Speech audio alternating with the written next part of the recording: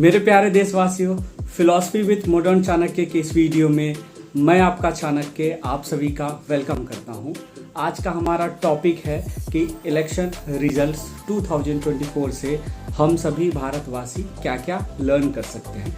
तो इसके लिए सबसे पहले सिनारियो समझ लेते हैं कि क्या क्या हो चुका है। तो देखिए, आप सभी जानते हैं कि इलेक्शन रिजल्ट्स 2024 आ चुका है और हमारे पीएम मोदी साहब पीएम थर्ड टर्म में बन चुके हैं।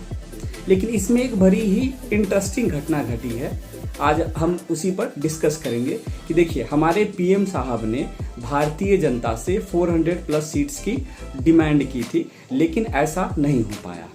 तो हमें समझना है कि फिलॉसफी के थ्रू कि ऐसा क्यों नहीं हो पाया। तो इसके लिए फिलॉसफी कहती है कि if you have a plan for your future but God has a different plan for you. इसको आप एक सिंपल एग्जाम्पल से समझिए।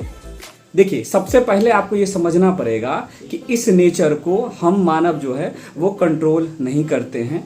कोई है जो इस नेचर को कंट्रोल कर रहा है, और उसका एक बड़ा ही सिंपल सा फंडा है कि वो आपको हर एक टास्क को परफॉर्म करने के लिए एक फिक्स्ड सर्कमस्टांसेस देता है, और उसी फिक्स्ड सर्कमस्टांसेस में आपको क्या करना पड़ेगा, उस टास्क को परफॉर्म करना पड़ेगा।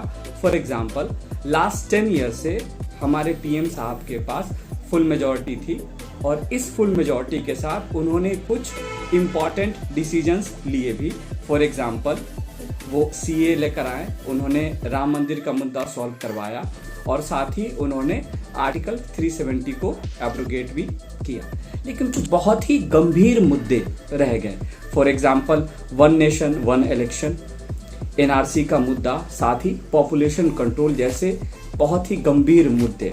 उन्होंने सोचा कि फिर हमारी थर्ड टर्म की सरकार आएगी तो हम उसमें इसके ऊपर में विचार करेंगे।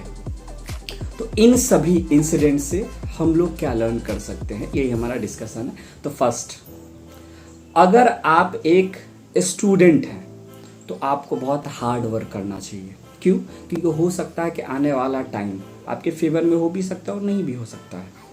अगर आपको जीवन में प्यार मिल रहा है, लव मिल रहा है, माता पिता, भाई बहन, हस्बैंड वाइफ, किसी का भी, तो सामने वाले की रिस्पेक्ट और केयर कीजिए।